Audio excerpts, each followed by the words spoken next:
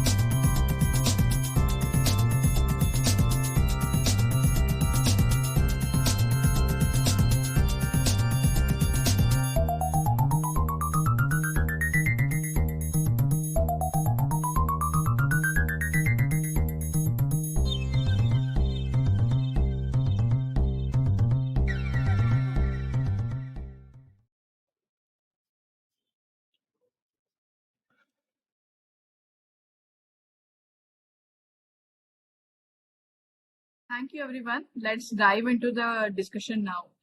So, Bhanu, can you please share a bit about your background and how has your personal journey influenced your approach to digital marketing? Great. Thanks, Ashwini, for the quick intro and the opportunity.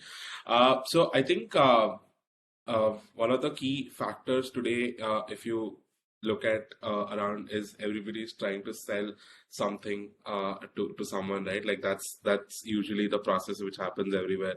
And over the past few years, because we have grown up digitally, you always see your ads. Now everybody is aware that your phones are listening, and if you want to, like, see your ad, you just say, hey, I want to see this thing. For example, I want to know something about going to Bali. So I just say, hey, tickets for Bali, and just within just 5 minutes you're served ads, right? So I think the curiosity of how this entire thing works, right, at the first place is something which has led me to come here.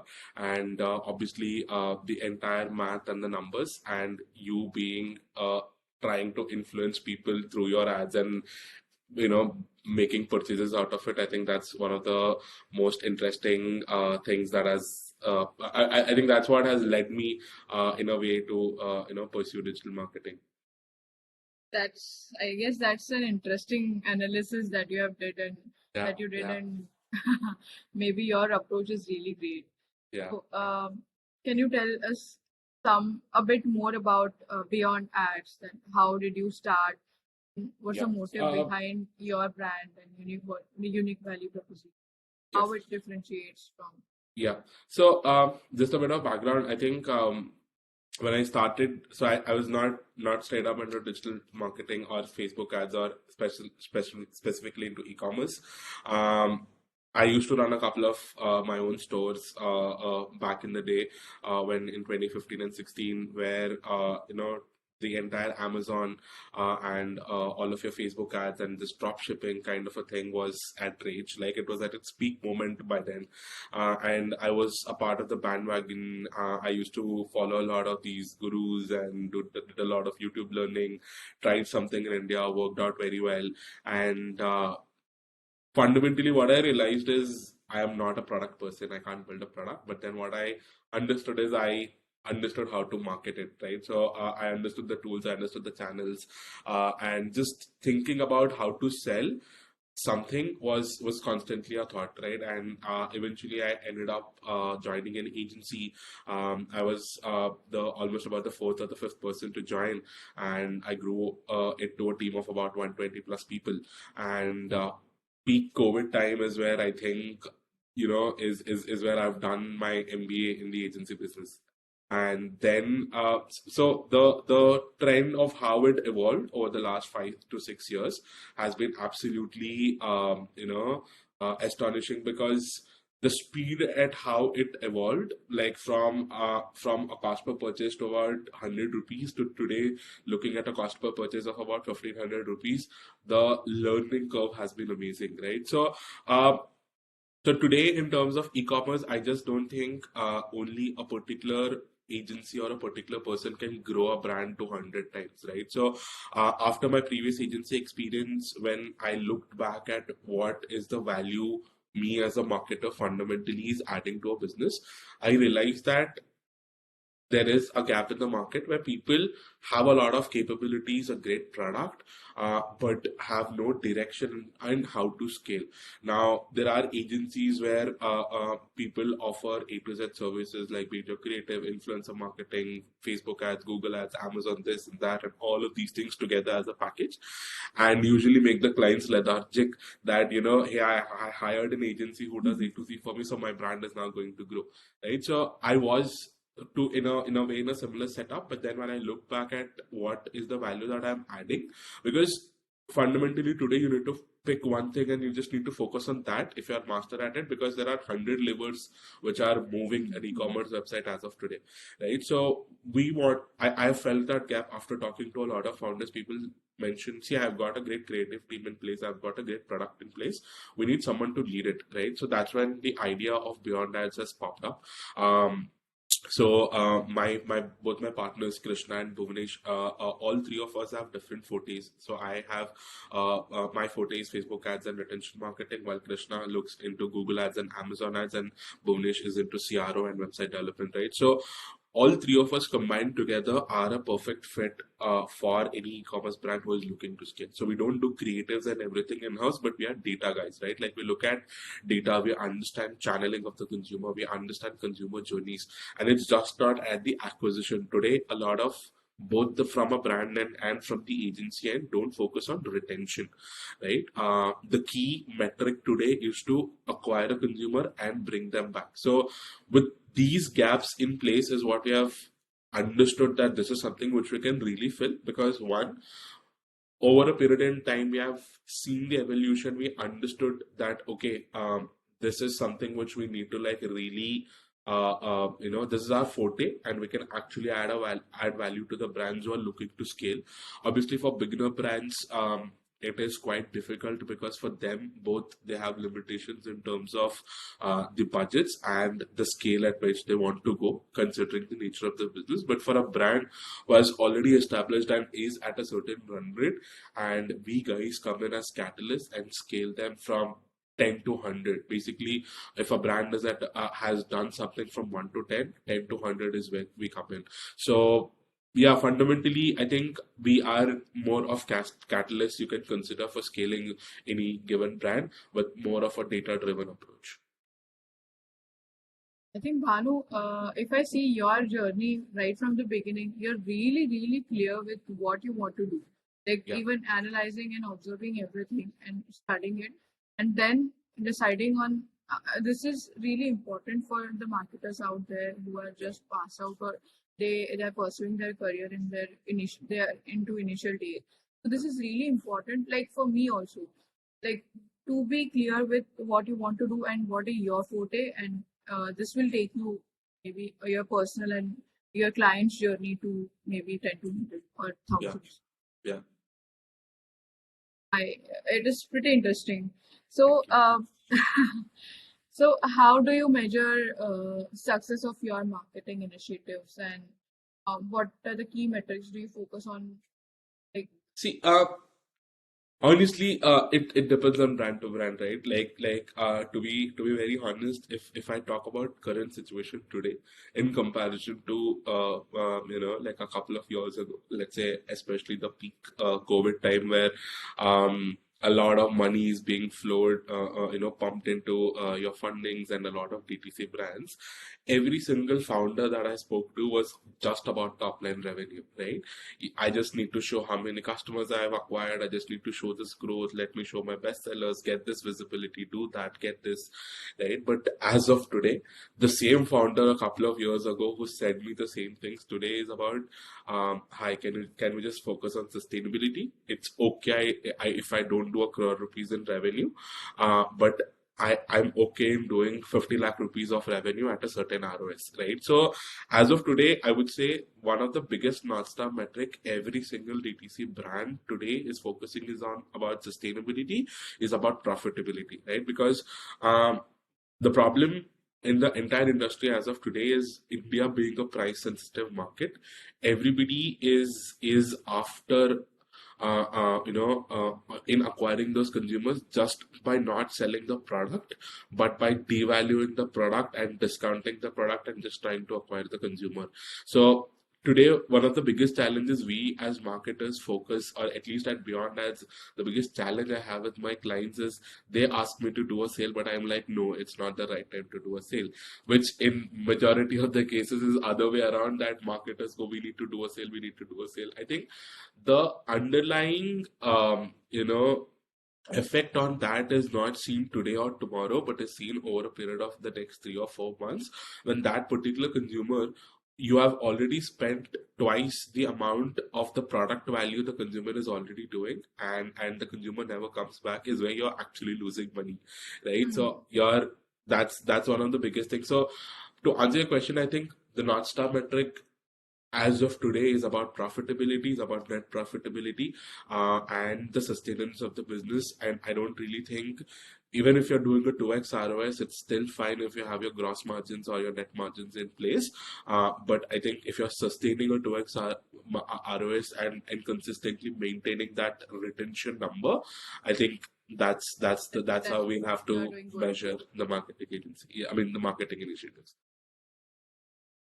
That is a really helpful insights, I believe, because this is a evolution where like there was a time where people, as you said, people were only focusing on sales and numbers and Yeah, not on the retention. yeah, So we understood about retention, yeah, but I'm a little bit coming behind yeah, to generate leads. yeah, So you have expertise with Facebook ads. yeah. So when while running Facebook ads, what is your focus? Have I set the right objectives, or do you check? Have I set the right budget parameters, or have I got my ad placement right? Or is my creative grabbing attention, or Yes. even is my ad relevant to the target audience? What Yeah. do you really focus? Yeah. So I think, yeah, see, with Facebook ads as of today, again, with a lot of evolution, right? I think majority of the businesses, for about 80% of their traffic dependent on Facebook for their traffic to come in onto their website, right? Like starting from their, so two segments, be it your lead generation or be it your product focus e-commerce, starting creating awareness for the product, creating that interest for the product, and ensuring that they're landing on their website. And then again, once they land, again retarget them to bring them back to the website. So all of these things, there are way more deeper set of analysis and funnels that are usually built out, right? So, and one of the key factors today is the creative, right? That's the way where everybody is focusing towards, right? So be it a video, be it a static, be it a carousel, so multiple ways of creating awareness for your product. I think that is one of the key factors for your success in Facebook ads, because all the numbers that you see or are or that are populated today are just behind that creative, that one creative reaching out to the right consumer to create that interest or that aspiration to buy the product, and someone ending up buying that particular product. So that journey through Facebook ads is the thing. So creative, I think, is the main focus for your success of your acquisition campaigns. Right. So, as you said about creatives and landing pages, which Yeah, is really important in Facebook ad, yeah, I just want to a little I just want to grab a little attention of our audience for our new tool, that as we are talking about Facebook ads.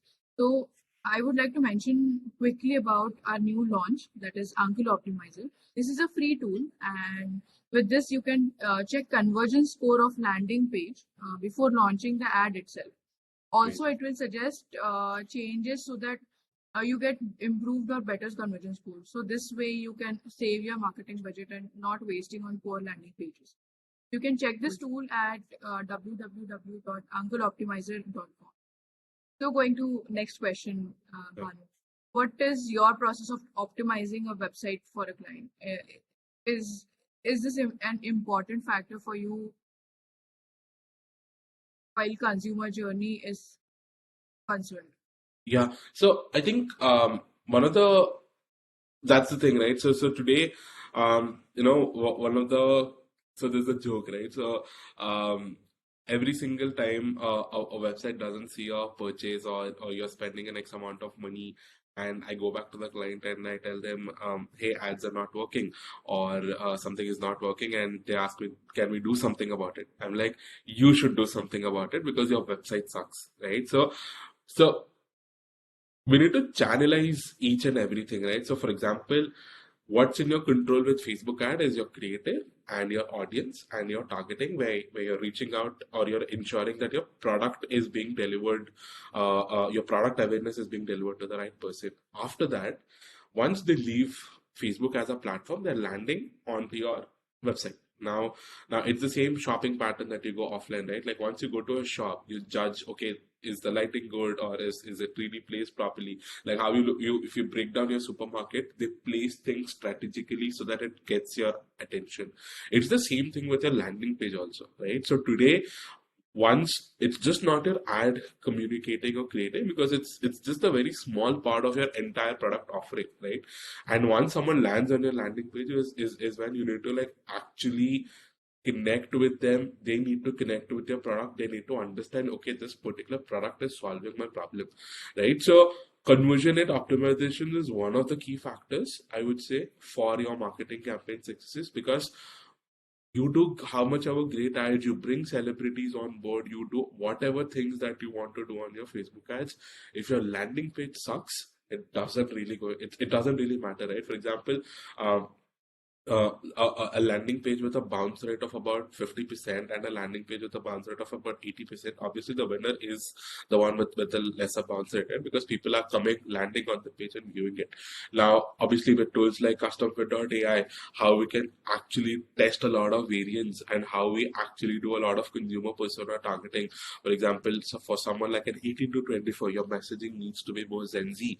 You need to like really talk to them in their lingo. And the same where you're selling something to a senior citizen, why don't you try a vernacular language, right? Like, why don't you show your landing page in a entire different language altogether, right? So, it is one of the key factors today. I really feel, in the success of your.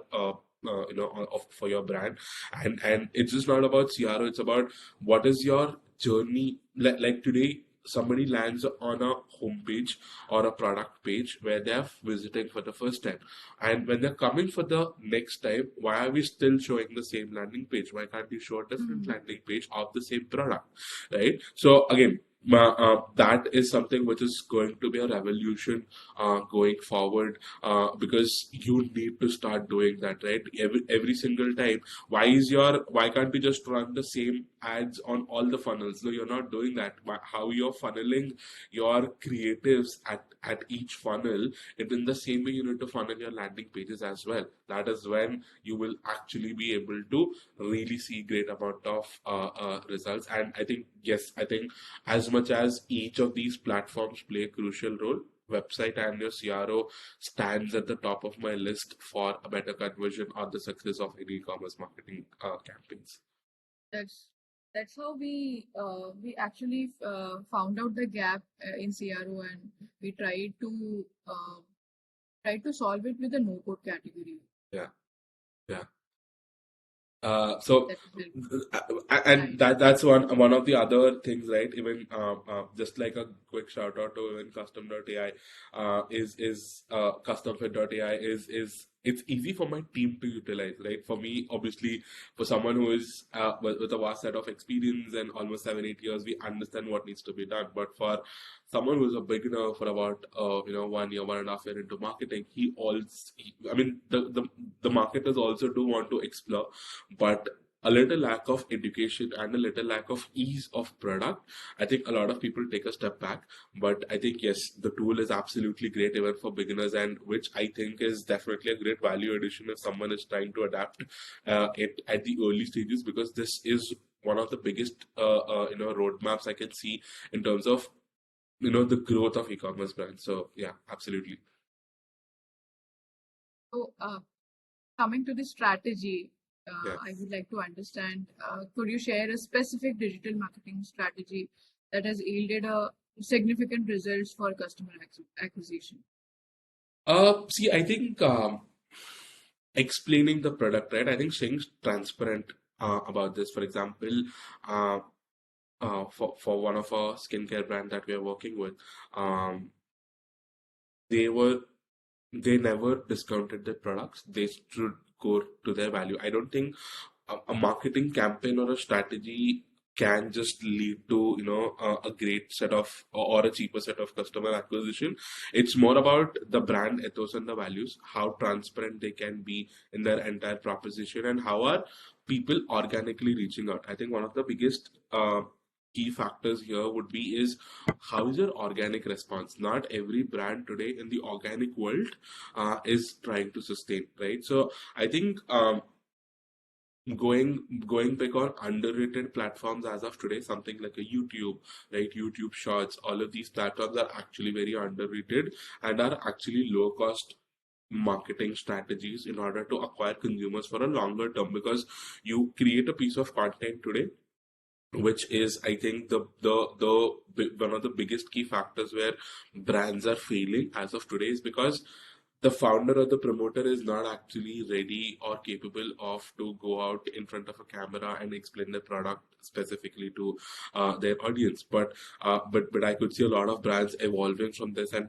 doing long form content and short form content and posting on YouTube, and are waiting for that, consistently doing it, and then the effort coming out, right? So I think one of the key marketing strategies today I've seen for one of our skincare brands also, they got a shout out from Alia Bhatt, which is pretty organic, and the business just skyrocketed from there, right? It was just one video where the business has just increased five times on day two, the day video is posted, right? So it technically gives me a lot of confidence that as of today, while everybody is running towards one particular agenda of acquiring consumers, if you guys take a step back and look at ensuring a long-term game that you want to stay in the market for about 10-15 years, and then start putting your efforts now on underrated channels, and start building content, right? Build a community, build an underrated, build a, it's just not YouTube. You can just start building a good set of community building. If you're able to do with your existing customers, they will bring in more amount of people, right? Affiliate marketing is long gone story. Nobody talks about affiliate marketing as of now, right? Nobody talks about referral marketing as of now. There are a lot of these underrated channels which I think as of today are not being explored properly. So my answer would be various underrated channels needs to come out, which would lead to a better success of these campaigns, is what I would say, rather than just running towards the same marketing strategy every single one is doing. Like an X brand has done this creative, 10 different brands would copy and just implement this, right? So it's there's nothing unique that is happening today in the market, is what I see. So, we just heard about success stories. Can you Yeah. also share some fail stories of yours? Like, what are the biggest challenges you have faced in scaling beyond ads, or how have you overcome them? So definitely right. Exactly. So I was pretty open and transparent about this even in a couple of my LinkedIn posts a month ago. Was everybody today, you see any marketer or any agency owner just goes out and tell, if you have scaled this brand from here to here and this and that, but the reality is that's just 10% of the entire portfolio you have. Like touchwood, today the LTV of my clients is as high as about 12 to 14 months. Like a client, I mean, working with a client almost about 14 months is one of the biggest key That's successes a that big we number, as in, yes. yeah, is one of the key successes that I've seen.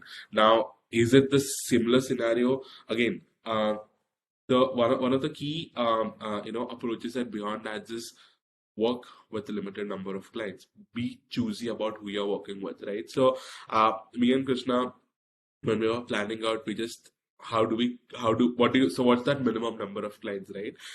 So we decided on a simple math. So I want to talk to my client every single week, explaining them what's the approach, what has been done this week, and what is done next week, right? So I want to work for 6 days a week, and for 5 hours in a day is where I can take calls with breaks in between. So that's 6 5s or 30.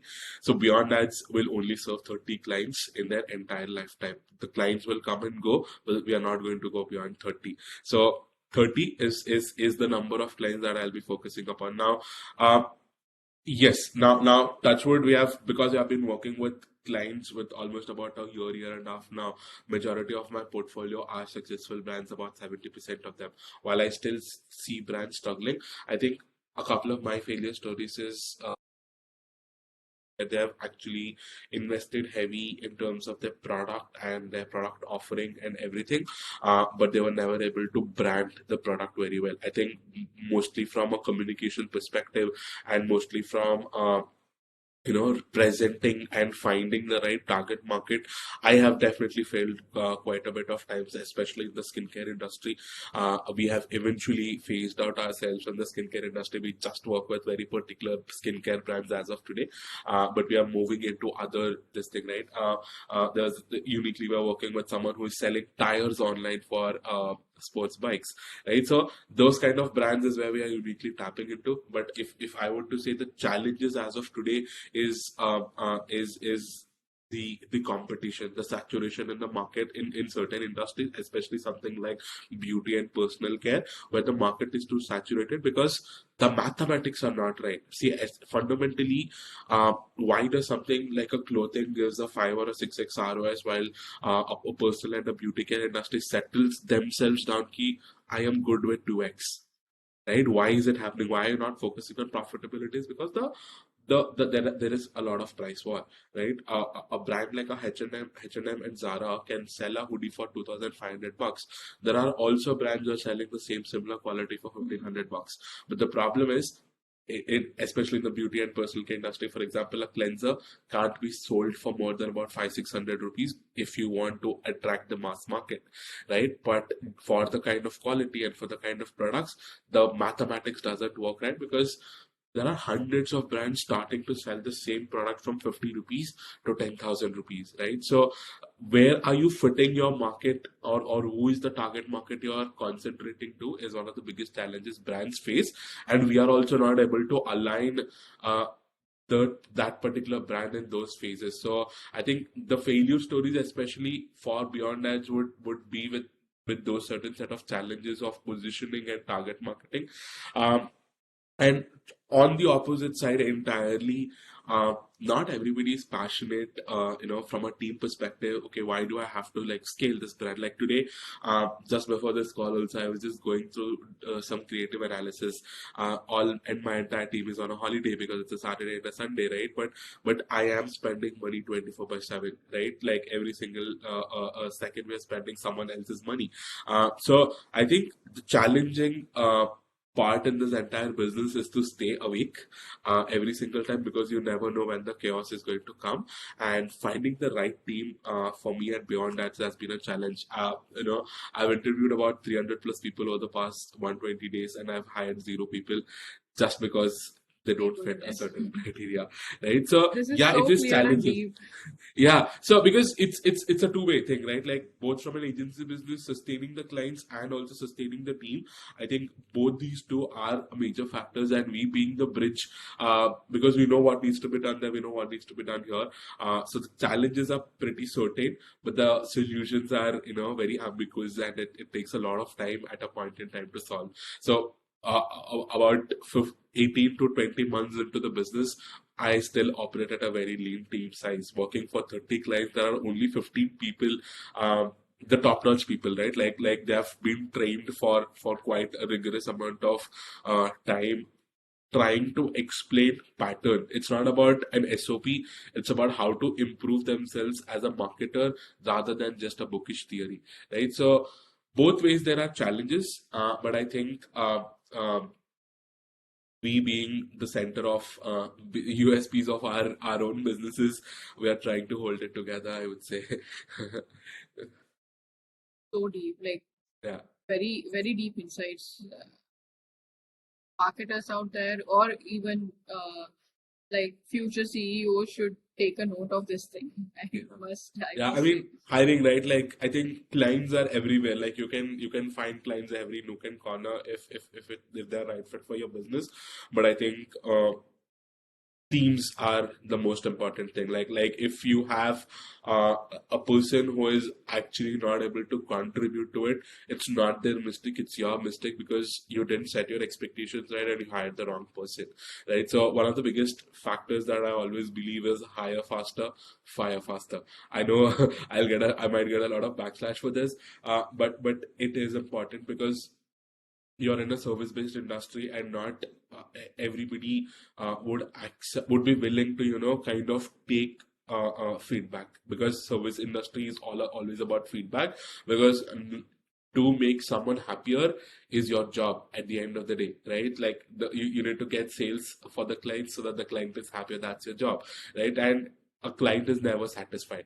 That's again in the service industry, which is one of the biggest backdrops, right? Like for you guys, like again for CustomFit, it would be the same thing, even if it's in a SaaS, right? Even though for you guys, you need to understand how, sorry, You need to understand what are your requirements for the client. Is the client able to see a better conversion rate? All of these things. So the key factor over here is to hit that dopamine of the client that he's getting sales, right? So it's very hard for someone to keep up their expectations in this fast-paced world. Yeah. So challenges are quite difficult at this point in time. Really true. That Yeah. too in a digital landscape. Oh, 100%. So, how do you integrate emerging technologies such as AI or AR into your marketing strategy? See, I think one of the biggest breakthroughs is ChatGPT. Like today, right? Each and everyone is. Yeah, yeah, right. Like today, if you want to talk, like today, if I want to rant, also I go to ChatGPT and I just start ranting. It's because it gives you a response. Like today, one of the key factors that when we are using chat gpt or reducing the actual client time is writing better copies. I think that's one of the biggest key factors, is because we have got a lot of options for us to vary and test, because copywriting, direct response copywriting, is one of the key factors. We have also built a bit of SOPs for our clients where we are using prompts for them to give creative ideas, hook lines, and all of these things, where it's actually scripting out the entire thing. I think ChatGPT, to be very honest, is one of the biggest integrations that we have ever done for majority of the clients, because we have asked them to actively start using it, because it's making your life very much more easier, and the speed has increased way more. Here, along with this, a bit of these tools like Copy.ai and all of these things, which help us with ad copies and this thing. I think creative, or generally building creatives, there are a couple of tools called AdCreative.ai and stuff, which are trying to do it, but I still think it's going to take a lot more time in terms of users to adapt to it, because the prompts and what we need from a vision perspective is still way more ahead in terms of adapting it. And obviously, again, tools like CustomFit.ai, which helps us to optimize our conversion rates and all of these things. Even a bit of tools like Clarity, where we look at heat maps. So all of these tools go hand in hand, right? For example, we look at all our sessions, we look at all our heat maps and recordings on Clarity, and then we come to landing page optimizations, and then we decide on an entire different UI and UX, and then we push it to, let's say, for a couple of my clients where we're using custom, we just go start, edit all of those, chop whatever we need to do, and then it's a cycle, right? Like it goes to the ad team, and then they push all their ads, and then it goes into a circle. So this loop is something which is there.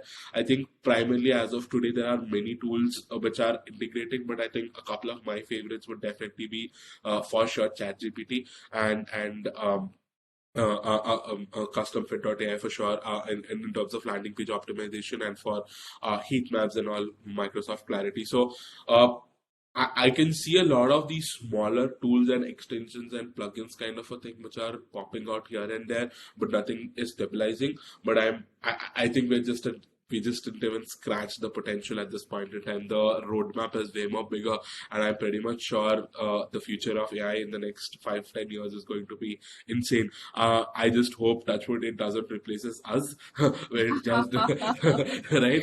It just goes. Someone Yeah, is doing a full marketing effort for you. yeah, yeah. Like the client goes in, hey, get me these number of purchases for this cost of purchase, and the AI is just going to Facebook and it's just running an ad by itself, right? So, yeah, I think, Wish. yeah, I wish there would be a day, but now I don't wish it would be a day, right? So, yeah, but yeah, that's how We these are really the kind hope of it will tools. not.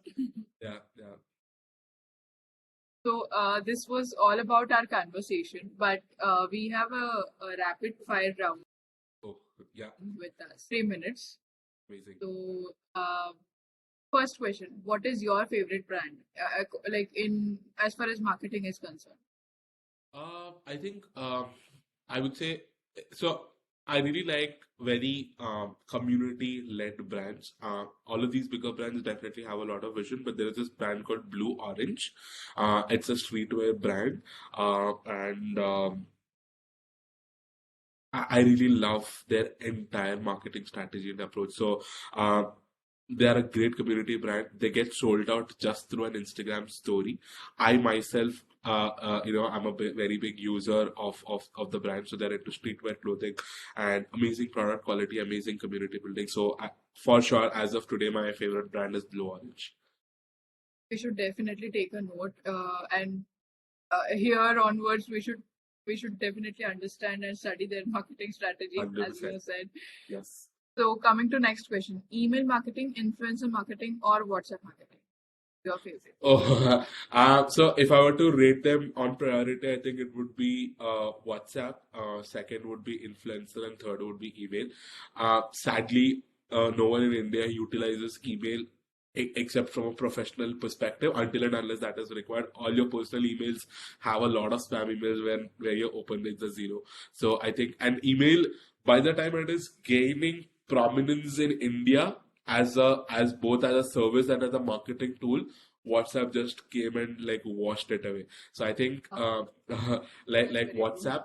Influencer, I think influencer today is very overrated. I don't really think as of today, no influencer is able to influence their audience to buy a product, right?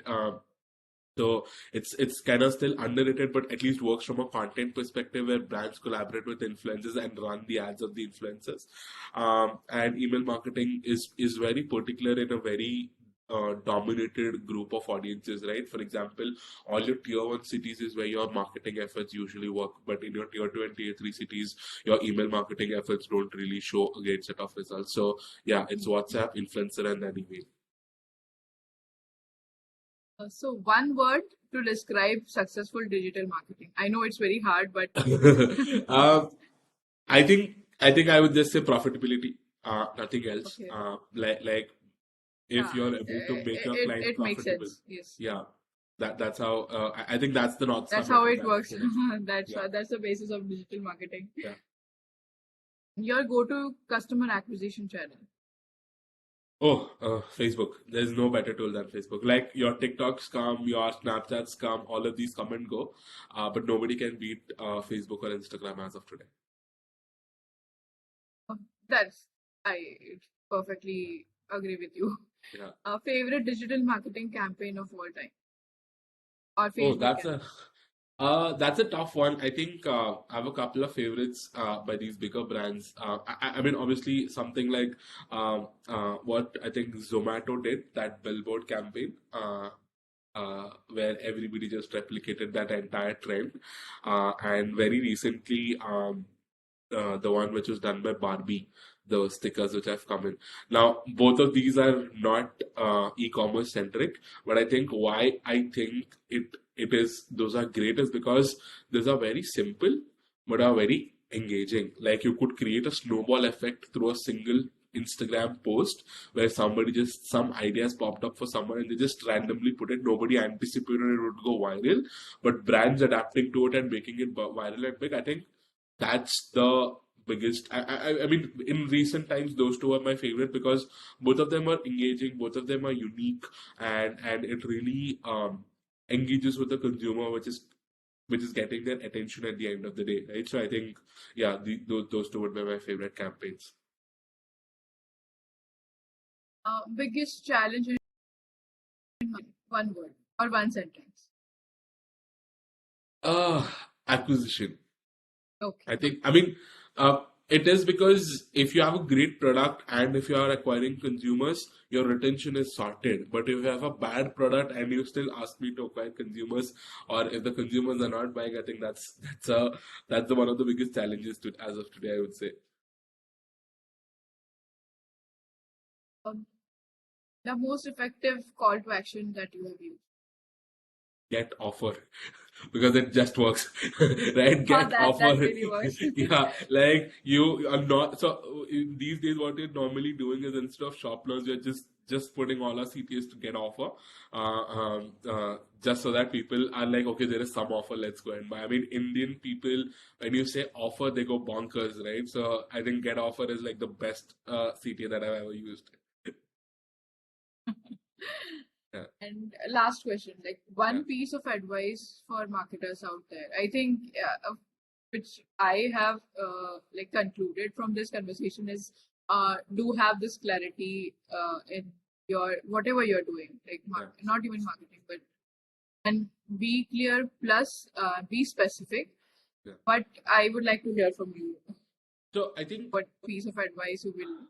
Yeah. So I think I cannot just summarize into one, but there are multiple parts to it. Like primarily, I would say first understand if you were a user. If you're selling a product, understand if you were a user, would you use it or not, right? Validate the product that you're trying to sell, one from your own perspective, whether it makes sense, right? Like maybe you might not be a direct consumer, but if you were to fit in that consumer persona, would you buy that product or not? If the product doesn't qualify for you, it is not going to qualify for a lot of people, right? So that's the number one. Number two is understanding the requirements for your clients, right? Like for marketers, what is it the client needs? Does the client need awareness? Does the client need sales? What is understanding the requirement? And third is try to be creative, right? Like every single time something is not working, just don't go out and do a sale, right? Like try to be creative, try to come out with interesting ideas, interesting social media campaigns, interesting creative campaigns, so that you're actually able to go ahead and sell out your product. So I think these three would be main, and the last and the most important point is numbers, right? Like data. The key metric of something not working is quantified in a number, and if you understand that number correctly, your campaign would be success. Your number is to just move it from a 0 to a 1, and you would see a difference, right? So I think these would be the major things I would say for anybody who is starting out, that these four metrics, if you're able to solve or if you're able to break or crack it down, you should be able to see decent amount of success. Thanks, Bhanu. Thank you, everyone. It was really great having you here in our podcast, Bhanu. It was a lot to learn from you, and I'm sure our audience will also be surely benefited with your insights. So if anyone has any queries, anytime they can reach out to us at reach@customfit.ai. Great. Thank you so much, Ashwin.